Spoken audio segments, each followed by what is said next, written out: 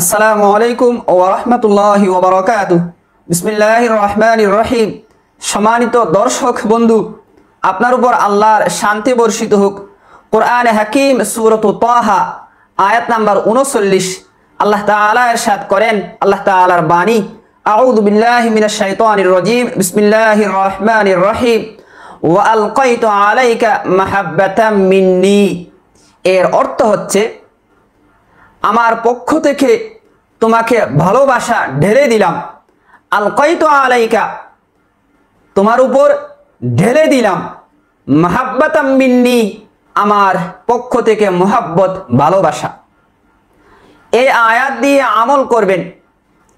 বৈধ ভালোবাসার মানুষকে প্রেমাসক্ত বানানোর জন্য অবৈধ কাজে এ আমল করবেন না, করা যাবে না, হিতে বিপরীত হবে। যারা সাধারণত আমাকে বলে থাকেন প্রেম ফিরিতির কাজে, আমি সবাইকে একই কথা বলে আসছি, আজকে ওপেন বলছি, ফিরিতি ভালা না। ইসলামী শরিয়া মতে আপনি প্রেম ফিরিতি করবেন আর বলবেন আমি তো তারে বিয়ে করব।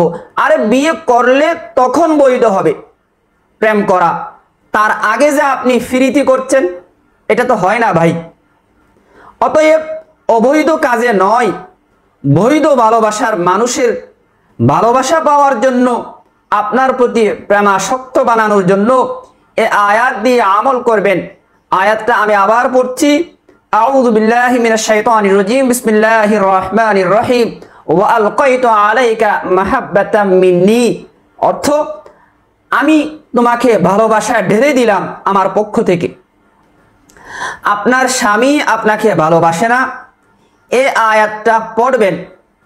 তবে মনে রাখবেন, পবিত্র অবস্থায় উজু করবেন, শরীর পাক পবিত্র থাকবে এবং উজু করবেন। এরপরে দরুদ শরীফ পড়বেন কমপক্ষে একবার। ছোট বড় যে দরুদ শরীফ আপনি পারেন পড়তে পারেন, কমপক্ষে একবার দরুদ শরীফ পড়বেন।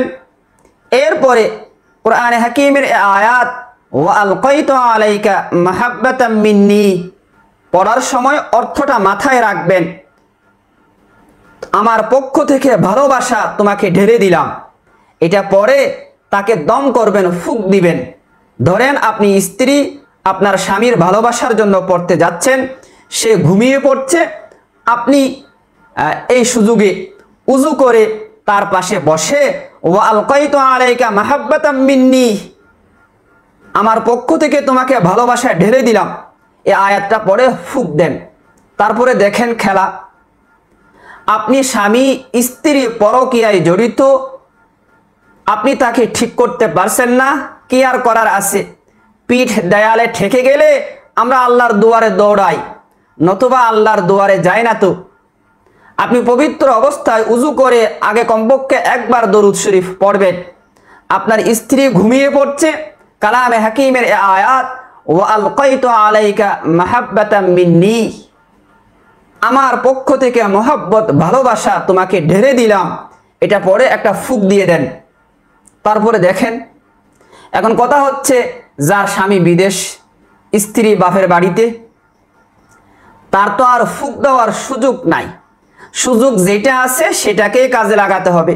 অর্থাৎ আপনি নির্জন অবস্থায় বসে পাক পবিত্র অবস্থায় উজু করে দরুদ শরীফ পড়বেন একবার, পারলে আরো 2-3 বার বেশি পড়েন, 2-3 বার 5 বার দরুদ শরীফ আপনি পড়েন। এরপরে আউযু বিল্লাহ বিসমিল্লাহ পড়ে ওয়া আলকাইতু আলাইকা মাহাব্বাতাম মিন্নি এটা পড়েন। আর এটা খেয়াল রাখেন যে আপনি ভালোবাসা ঢেলে দিলেন কারে, সে যেই দেশে হোক না কেন, বিদেশ হোক আর দেশে হোক, এটা আপনি মনে মনে রাখেন, ইনশাআল্লাহ কাজে দিবে। ইচ্ছে হলে আমার জন্য দোয়া করবেন। আর একটা লাইক দিতে তো পয়সা খরচ হবে না, আপনারা লাইকও দেন না, কমেন্টও করেন না, অথচ কষ্ট করে প্রতিদিন ভিডিও দিচ্ছি। ইউটিউব রেগুলার ভিডিও না দিলে চ্যানেল গ্রো করে না, আর রেগুলার ভিডিও দিলে আপনাদের দেখার সুযোগ হয় না। যার হলো না, যিনি দেখছেন একটা লাইক দিতে তো আর সময় যাচ্ছে না। আসসালামু আলাইকুম ওয়া রাহমাতুল্লাহি ওয়া বারাকাতুহু।